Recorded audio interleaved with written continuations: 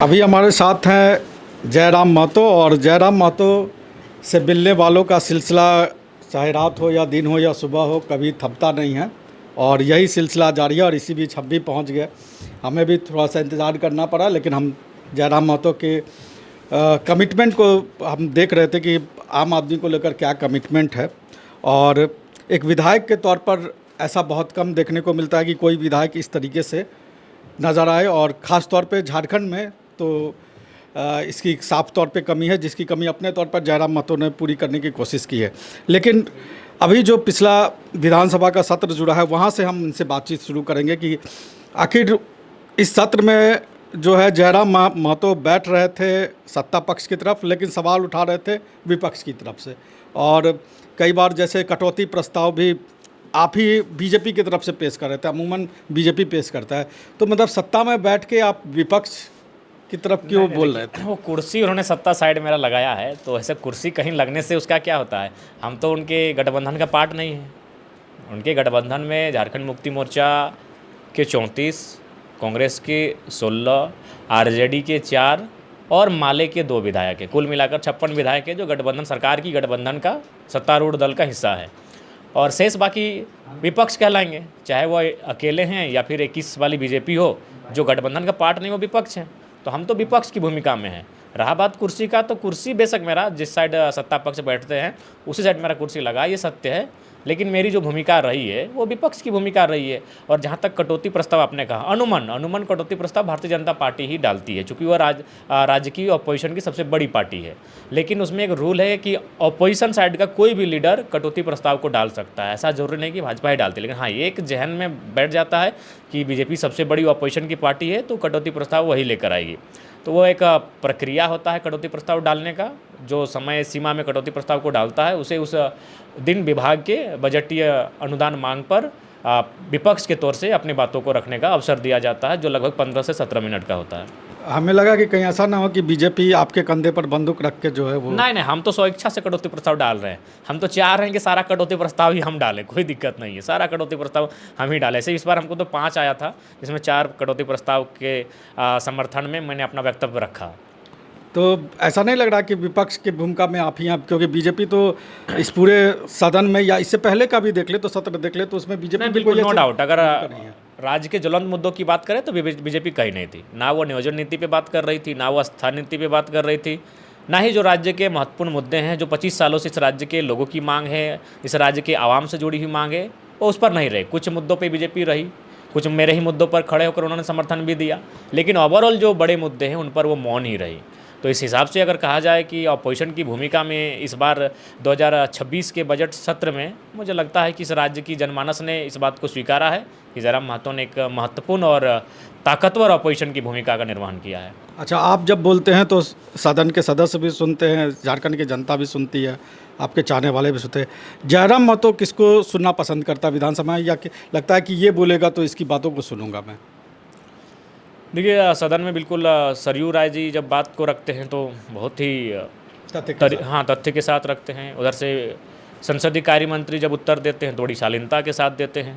तो ऐसे बहुत सारे दोनों ही पक्ष के नेता हैं जो बेहतरीन बात रखते हैं। सदन के प्रतिपक्ष भी जब बात को रखते हैं कुछ विषयों को तो अच्छा से रखते हैं, माने तार्किक तरीके से रखते हैं। तो ऐसे हैं बहुत सारे सदन में नेता हैं जो लगता है कि उन्हें हमें सुनना चाहिए, उन्हें सुनकर हम लोग भी सीख सकते हैं। कई बार हमने देखा कि आप चुटकी लेते हुए भी नजर आए सदन में, खासतौर पे जब इरफान अंसारी या अन्य किसी मंत्रियों से संबंधित सवाल रहा तो आप उस पर चुटकी आपने बहुत अच्छे तरीके से लिया। अच्छा, होती है थोड़ी बहुत शालीनता के साथ छिटाकसी होती है, उसमें कभी कभी हो जाता है ये सारी चीज़ें। अच्छा, हमने देखा एक चीज़ कि आपके जो मोबाइल पे डीपी है वो अब झारखंड के राज्यपाल का है। अमूमन लोग अपने विधायक का या अपने पार्टी के, आप तो अपने पार्टी के नेता हैं, अध्यक्ष हैं, तो आपका तो लाजमी नहीं है, लेकिन मुख्यमंत्री का या किसी तो आपने राज्यपाल का क्यों लगाया अपने डीपी? नहीं, एक्चुअली उस समय देखिए जब डीपी हम लोग लगाते हैं तो एक अपनी तस्वीर, जब जैसे आप व्हाट्सअप इंस्टॉल किए तो जाहिर सी बात है डीपी की आवश्यकता होगी। तो जब डीपी के लिए जो तस्वीर उस समय गैलरी में सबसे अच्छी लगी तो मैंने वो लगाया। और दूसरी बात, हम लोग तस्वीर अपनी खुद लेते कहाँ हैं? हमारे मोबाइल में खुद की तस्वीर है कहाँ? हमारी तस्वीर तो लोग लेते हैं। तो हमारे पास कोई बेहतर तस्वीर नहीं थी और उस तस्वीर में राज्य के सर्वोच्च व्यक्ति थे, तो हम बोले चलिए ये बेहतर तस्वीर है, इसी को रखते हैं डीपी, बाकी कोई दूसरा कारण नहीं है। कई लोग कहते हैं कि एक जातीय सॉफ्ट कॉर्नर भी है, ऐसा नहीं कुछ नहीं, ऐसा कुछ नहीं है। वो उस दिन मैंने एक सुंदर तस्वीर वही थी मेरे गैलरी में, तो इसलिए मैंने उसको लगाया। अच्छा, आजकल दिल्ली से आपकी बहुत नज़दीकी हो रही है, सुनने में आ रहा है कि दिल्ली से बहुत कॉल आपके पास आ रहे हैं। विधानसभा चुनाव के पहले भी हमने सुना था कि दिल्ली से आपके पास कॉल आया था, ऑफर आया था। देखिए इतना बेहतर ऐसा कैसे आपका नेटवर्क मजबूत हो गया? 1 साल का विधायक अगर विधानसभा को इतना बेहतर प्रेजेंट करेगा तो दिल्ली से तो फोन आना स्वाभाविक है। कोई भी अपने राजनीतिक दल में एक तेज तर्रार, एक बेहतरीन लगातार मेहनत करने वाला युवा नेता हर कोई तलाश रहा है। जिस प्रकार से सभी नेताओं की उम्र होती जा रही, सभी राजनीतिक दलों में नया नेता तो है नहीं। नया नेता कौन है? विधायक का बेटा विधायक है, तो नया नेता नहीं कहलाएगा। तो नए नेता हर एक राज्य में बहुत कम है।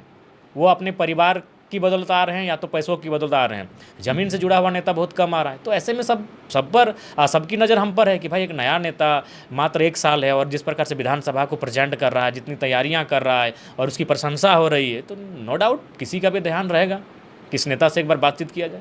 अच्छा, दिल्ली के कुछ पत्रकार हैं, उनसे भी मेरी भी बातचीत होती है क्योंकि मेरा पत्रकारिता जीवन दिल्ली से ही शुरू हुआ। तो कई लोग आपके बारे में जानते भी हैं, तो उनकी दिलचस्पी भी रहती है। तो एक किसी ने मुझे पूछा कि टाइगर का नाम जो है, मतलब नाम पूछा तो मैंने बताया जयराम महतो, तो उनको नहीं मिला। तो फिर उन्होंने कहा कि एक टाइगर जयराम महतो है, मतलब ऐसे ही बातचीत में। तो उन्होंने कहा कि ये टाइगर क्यों? क्योंकि चंपईदा का जो केस हुआ तो दिल्ली के लोग जानने लगे कि चंपईदा को कोल्हान का टाइगर कहा जाता है। अमूमन दिल्ली के पत्रकार या दिल्ली के लोग नहीं जानते हैं कि झारखंड में टाइगर का क्या मतलब होता है। तो आपने जो ये टाइगर नाम लगाया, आपने स्वयं लगाया या कहीं से आप प्रेरित हुए थे? नहीं, अगर स्वयं कोई नाम लगाते तो सब तो हमें बचपन में अमिताभ बच्चन, सुनील शेट्टी, अक्षय कुमार, सनी देओल, शाहरुख खान, सलमान खान नाम रखते हैं। क्रिकेट जगह सचिन तेंदुलकर, सौरव गांगुली, राहुल द्रविड़ सब अपना नाम रखते हैं। नाम आपको परिवार के लोग देते हैं, नाम आपको आपके मित्र किसी डाक नाम से बुलाते हैं। मटकू, पतरकू, लमका, चरका, पेंड्रा, कई प्रकार के नाम बचपन में लोग आपको देते हैं और मैंने बुढ़ापे तक वो नाम आपके साथ चलते रहते हैं। खासकर जो आपका दोस्तों का समूह है, आपका हम उम्र समूह है, तो ये नाम उसी एक सब मैंने बीच में आया है। खेल कूद के मैदान में हमारी चंचलता के कारण ये टाइगर नाम दिया गया था। क्योंकि शब्द में बहुत वजन है। जी, टाइगर जो शब्द है उसमें झारखंड में खास तौर पे बहुत वजन है। चाहे आप जगन्नाथ महतो को ले लीजिए, चंपई सोरेन को ले लीजिए और भी बड़े, टाइगर शब्द में बहुत दम है। तो आपको लगता है कि उस शब्द के साथ आप न्याय करते हुए? बिल्कुल न्याय कर रहे हैं, इसमें कोई बोलने की आवश्यकता ही नहीं है।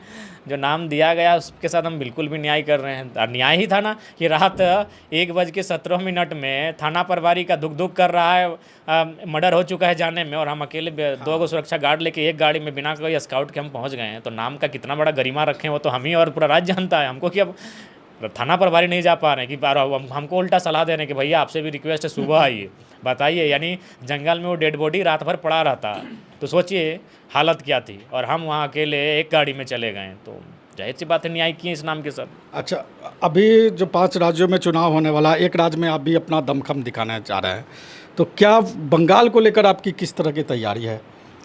देखिए, बंगाल को लेकर हमारी तैयारी ठीक ठाक है, खासकर उन हिस्सों में जो हिस्सा कभी झारखंड का हिस्सा बनना चाहते थे, लेकिन एक साजिश के तहत उनको हिस्सा नहीं बनने दिया गया। तो उन भागों में हमारी जो भावनात्मक संबंध कहिए, सांस्कृतिक संबंध कहिए, व्यवहारिक संबंध कहिए, आज भी है, और उन क्षेत्रों में हम लोग चुनाव लड़ने की स्थिति में हैं। तो आपके वहाँ चुनाव मैदान में उतरने से किसको नुकसान होगा? आजसू पार्टी को या ममता बनर्जी को या बीजेपी? आजसू का वहाँ क्या रोल है? वहाँ तो उनका शून्य विधायक है, तो फिर उनको क्या नुकसान और नफा? पिछली बार तो आजसू पार्टी वहाँ से चुनाव लड़ी। लड़ने से क्या, लड़ने को तो हम भी लड़ेंगे, लड़ने को जेएमएम भी लड़ेगी। नुकसान किसी का तभी हो सकता है जब उसका वहाँ कुछ हो, जब जिसका कुछ है ही नहीं तो उसको नुकसान नहीं होगा। और रहा सवाल, देखिए राजनीति में जब नई पार्टी आती है तो वह सबको थोड़ा थोड़ा सबके वोट शेयर को साझा करती है। वो नुकसान क्यों कहेंगे? नया पार्टी आना चाहिए। हर लोकतंत्र तभी मजबूत होगा जब जितनी ज़्यादा पार्टियाँ मजबूत रहेंगी। यहाँ 2 ही पार्टी देश में मजबूत है, इसलिए लोकतंत्र कमज़ोर है। सबको मालूम है कि ये नहीं तो ये नहीं तो ये। जिस दिन 10 गो पार्टी रहेगी ना मजबूत, तो अगला पार्टी को, बीजेपी को भी डर लगेगा कि हम अगर गलत काम करेंगे तो 9 के बाद हमको जनता मौका देगी, 9-5 45 साल के बाद। तो लेकिन डर नहीं है, उनको मालूम है यार कांग्रेस के बाद तो फिर हम ही ना आएंगे, और कांग्रेस को भी मालूम है कि बीजेपी के बाद फिर कौन आएगा, हम ही ना अपोजिशन में हैं।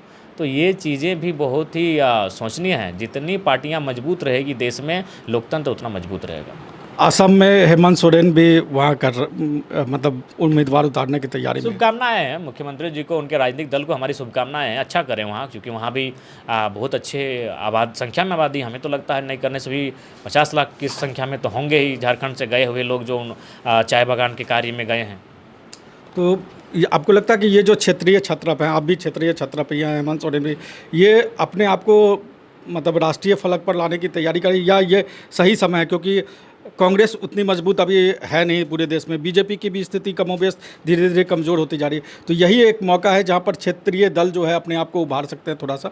बिल्कुल उभार सकते हैं, और उनको उभारना भी चाहिए, क्षेत्रीय दलों को भी उभार लाना चाहिए और उन्हें देश की राजनीति में भूमिका दिखलानी चाहिए। तो बंगाल में कितना आप सीट मान के चल रहे हैं कि वहाँ हमें इतने सीट पर चुनाव लड़ना होगा? अभी तो कंफर्म नहीं कर सकते हैं। बंगाल में एक बहुत बड़ी टीम हम लोगों ने भेजा है निरीक्षण के लिए, उसके रिपोर्ट के आधार पे ही हम लोग ये चर्चा करेंगे। चुनाव लड़ेंगे ये तय है? हाँ, चुनाव लड़ेंगे ये तय है। मतलब एक मतलब 5, 7, 8, 10 कोई तो आंकड़ा होगा? देखिए, 1 भी हो सकती है, 5 भी हो सकती है, 10 भी हो सकती है। अगर हमें लगा कि नहीं, एक सीट को ही हम निकालने की स्थिति में है, तो शुरुआत वहीं से करेंगे। तो वहाँ गठबंधन को लेकर कोई बातचीत हुई है, मूड में है कि किसी से? गठबंधन को लेकर कोई बातचीत नहीं है, क्योंकि अभी हम लोग जैसा झारखंड में है, बंगाल में वैसा लड़ेंगे। बंगाल में भी अच्छे चलेंगे। तो ठीक है, जयराम महतो थे हमारे साथ और उन्होंने अपने प्लानिंग बताई। अब आप जा रहे हैं डुमरी, अपने क्षेत्र में जाएंगे, और इस बीच में एक विवाद बहुत चर्चा का विषय रहा, जिसमें कि चाहे अभी आपको कह ले तो ईद है, सरूल है और रामनवमी है, तो ये जो डीजे वाला विवाद आया, डीजे वाला विवाद है, हालांकि मुझे नहीं लगता कि इसमें कोई होना चाहिए, लेकिन इस पे जयराम महतो की क्या राय है कि ये विवाद आखिर क्यों आया है? देखिए, ये तो हम समझ से परे, पता नहीं माननीय मुख्यमंत्री क्यों ऐसा लेकिन मुख्यमंत्री जी का इसमें कोई रोल नहीं होगा। हमको लगता है अगर रोल है भी तो उचित नहीं होगा। डीजे का विवाद क्यों होना चाहिए? डीजे पर्व त्यौहार में बजते हैं, बिल्कुल सबको अपनी पर्व त्यौहार मनाने की आज़ादी है, बनाए, रामनवमी हो चाहे अन्य त्यौहार हो, धूमधाम से लोग मनाएं।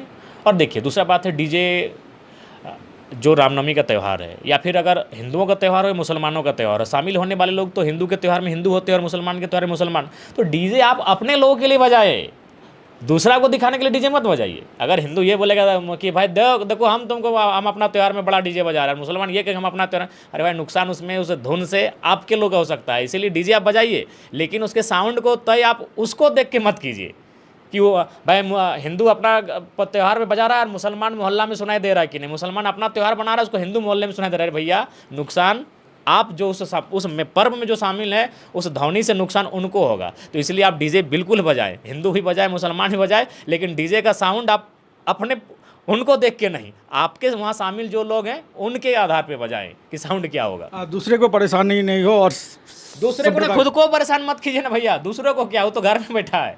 तो इस तरह के मुद्दे से नहीं लगता कि जो जन मुद्दा है वो कहीं ना कहीं को गायब करते हैं? हमको डीजे के धुन में हमें जन मुद्दे गायब करते हैं। बिल्कुल डीजे बजाएं, धूमधाम से बजाएं, और बिल्कुल अपने अपने त्यौहार की जो संस्कृति है, परंपरा है, उनको लोग जिए, उनको जिए। ठीक है, तो ये थे जयराम महतो, और उन्होंने कई मुद्दों पर हमसे बातचीत की, और आप देख रहे होंगे कि जयराम महतो के साथ उनकी पार्टी के नेता कार्यकर्ता भी हैं, और अगल बगल अगर आप देखेंगे तो जयराम महतो के साथ उनकी पूरी टीम भी है और उनके चाहने वाले भी हैं। तो यही जयराम महतो की खासियत भी है कि जयराम महतो ज़मीन से जुड़े हुए हैं, और यहाँ पर भी आप उनको देखेंगे कि ये नंगे पैर ही हैं, और जितने भी लोग हैं सब नंगे पैर हैं, और हमें भी जूता खोलना पड़ा है। यहाँ कोई सहयोगी हमारा है नहीं, तो हम लोगों ने सबको एक अनुरोध किया है कि नीचे जो सीढ़ियाँ हैं अपने चप्पल जूते वहीं खोलें, और उसके बाद वो छतों में आएँ। ये तो आपका विधायक का बेडरूम है, बगल में और 70 विधायक हैं, जाके देख सकते हैं, उनसे भी लोग मिलते हैं, लेकिन उनका एक प्रोटोकॉल है, एक कक्ष है जहाँ विधायक से मिल सकते हैं, नीचे एक हॉल है जहाँ जनता उनसे मिल सकती है, वहाँ उनको वेटिंग हॉल है। लेकिन जयराम महतो अपवाद है, आप उनके बेडरूम में बैठे, और आप नहीं बैठे, आपके साथ हमें लगता है 15 की संख्या में लोग बैठे हैं। और ऐसा नहीं कि सब डुमरी से हैं, आप पूछ सकते हैं, कोई कोडरमा से हैं, कोई रांची से हैं, कोई हजारीबाग से हैं, कोई देवघर से हैं, तो कोई दुमका से हैं। ये भी आपके पीछे कोडरमा से क्रांतिकारी जी, तो प्रेम जी हैं, तो बहुत बड़ा बड़ा कारनामा करते हैं। अभी सुने कौन इंस्पेक्टर को घूस लेते हुए पकड़ लिए हैं। जो काम करना था एसीबी को, काम कर दिया है प्रेम जी ने। तो प्रेम जी तो खैर बहुत बड़े, ऐसे लोगों से आपकी टीम बन रही है ना? बहुत अच्छे व्यक्ति हैं और बहुत जुझारू व्यक्ति हैं प्रेम नायक जी, बहुत ज़बरदस्त हैं। 2029 में ऐसे टीम से आप जो है कुछ कमाल और करेंगे? देखिए, अगर ऐसी टीम रही तो हम लोग कमाल जरूर करेंगे, और हम अपने साथियों को भी यही कहेंगे कि थोड़ा सा पॉजिटिव होकर रहें, अगर आप लक्ष्य बढ़ लेकर चले हैं तो। धन्यवाद। और लक्ष्य बड़ा ही होना चाहिए और जयराम महतो इसकी जीती जागती मिसाल है। नमस्कार, जोहार। रॉयल इंडिया में आपका स्वागत है, भारत के सबसे विश्वसनीय सोलर मोटर पंप और एमपीपीटी कंट्रोलर निर्माता। रॉयल इंडिया का high performance movable trolley solar water pumping system प्रस्तुत है। बेहतर दक्षता के लिए डिजाइन किया गया और आसानी से ले जाने योग्य। सरकारी परियोजनाओं के लिए अनुमोदित देश भर के कॉन्ट्रैक्टर्स और एजेंसियों की पहली पसंद। एमएनआरई द्वारा अनुमोदित, उल प्रमाणित, उद्योग मानकों के अनुरूप स्वदेशी उत्पाद।